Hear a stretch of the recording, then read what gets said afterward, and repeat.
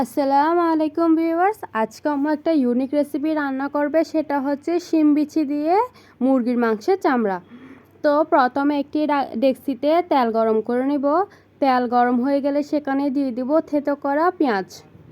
পেঁয়াজগুলোকে কুচি করে হামানদিস্তায় থেতো করে নেওয়া হয়েছে।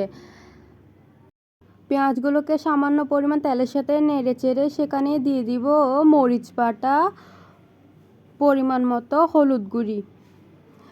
মরিচ আর হলুদগুলোকে ভালো করে পেঁয়াজের সাথে নেড়ে চেড়ে সেখানে দিয়ে দিব সামান্য পরিমাণ পানি, যাতে মশলাগুলো পুড়ে না যায়। পানি দিয়ে নেড়ে চেড়ে সেখানে দিয়ে দিব পরিমাণ মতো রসুন বাটা, পরিমাণ মতো আদা বাটা।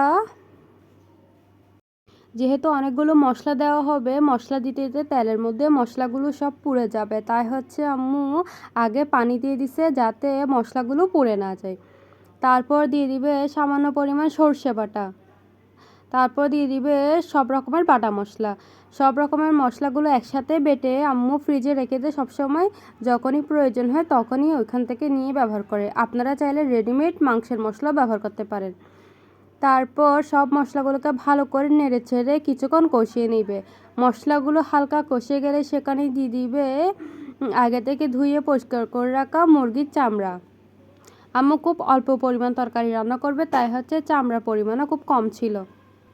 তারপর সেখানে দিয়ে দিবে সামান্য পরিমাণ পানি, যাতে চামড়াগুলো ভালো করে কষে যায়। এবার নেড়ে চেড়ে চামড়াগুলো আর মশলাগুলোকে ভালো করে মিক্স করে নেবে, যাতে কষার সময় চামড়াগুলোর মধ্যে মশলাগুলো ঢুকে যেতে পারে। তারপর ঢাকনা দিয়ে দিবে যাতে মশলাগুলো তাড়াতাড়ি কষে যায়। কিছুক্ষণ পর দেখেন মশলার মধ্যে বলক চলে এসেছে। এই মোমেন্টে দিয়ে দিবা আম্মু আগে থেকে পরিষ্কার করে রাখা শিম বিচি।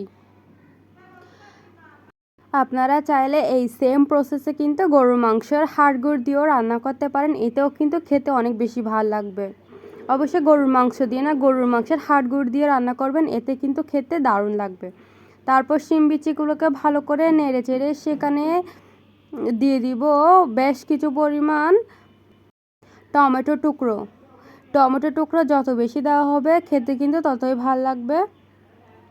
আপনারা চাইলে কিন্তু এতে টমেটো বাটাও ব্যবহার করতে পারেন, এতে কিন্তু ফ্লেভারটা অনেক ভালো আসবে। তারপর টমেটোগুলোকেও ভালো করে নেড়ে চেড়ে ঢাকনা দিয়ে দিব যাতে শিমগুলো রান্না হয়ে যায়। কিছুক্ষণ পর চেক করে নিব শিম আর টমেটো হচ্ছে রান্না হয়েছে কিনা। এই তো টমেটো এবং শিমগুলো একদম পারফেক্টলি রেডি হয়ে গেছে, একদম মাখা মাখা টাইপের হয়েছে। আর হচ্ছে আপনারা যদি ঝোল বেশি পছন্দ করেন তাহলে আরেকটু ঝোল দিতে পারেন। আম্মু লবণ টেস্ট করে নিছিল, লবণ একটু কম মনে হয়েছে, তাই হচ্ছে আরেকটু লবণ দিয়ে দিছে। আপনারা চাইলে উপর দিয়ে ধনেপাতাও ছিটিয়ে দিতে পারেন। এই তো রেডি আমাদের রেসিপি। এবার নামিয়ে নিব। আল্লাহ হাফেজ।